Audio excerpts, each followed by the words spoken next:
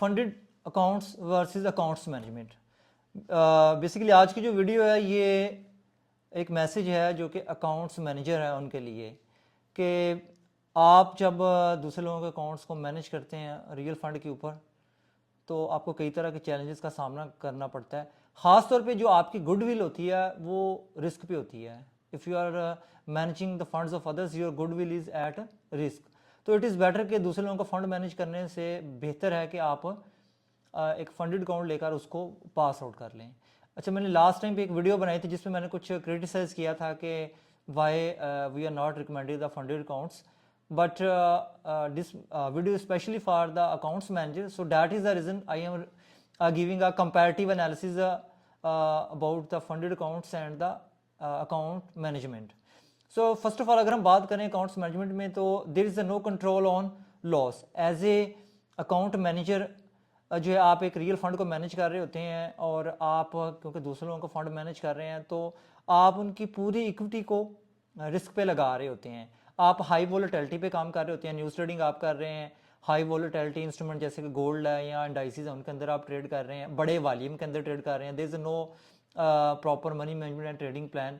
तो ये चीज़ें जो है ओवरऑल अकाउंट के लॉस की तरफ लेके जाती हैं, not on the profitable side. और यही वजह है कि देखने में ये बात आई है कि मेजॉरिटी जो अकाउंट्स मैनेजर की होती है वो इतने प्रोफेशनल नहीं होते। जब वो अपने एक दो इनिशियल अकाउंट्स लॉस कर देते हैं तो वो फिर अकाउंट्स मैनेजमेंट की तरफ आ जाते हैं। तो ट्राई के आप अकाउंट मैनेजमेंट ना करें, because there is no control on risk. Number 2, in funded accounts you need a proper consistency and professionalism.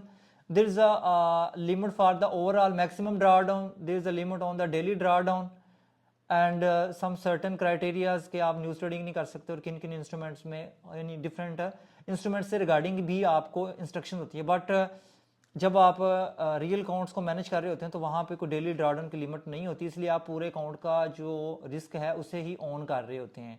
So according to this point of view I recommend के funded account is better than the accounts management. Number 3 is lack of transparency.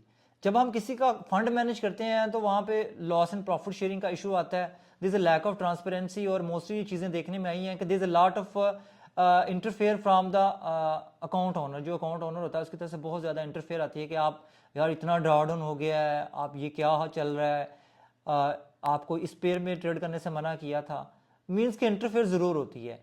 तो और ख़ास तौर पे अगर आप किसी friend का या किसी रिश्तेदार का, रिलेटिव का अकाउंट मैनेज कर रहे हैं और आपको पता है कि ट्रेडिंग में profit and loss is a part of business, और अगर ड्रॉ डाउन हो जाए या लॉस हो जाए तो बड़ा डिस्प्यूट क्रिएट हो जाता है। तो मेक इट श्योर कि आप अपने रिश्तेदारों के जान पहचान वाले लोग जो है ना, उनका फंड तो कभी भी गलती से भी मैनेज ना करें।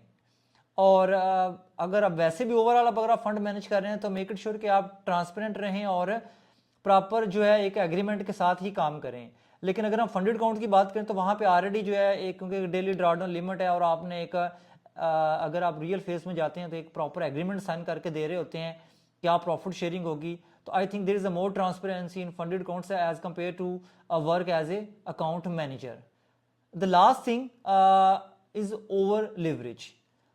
अगर हम किसी भी ब्रोकर में रियल अकाउंट मैनेज करते हैं तो मोस्टली वहाँ पे 500 या फिर 1000, इवन के कुछ ऐसे ब्रोकर भी हैं जो आपको 3000 या अनलिमिटेड लिवरेज देते हैं।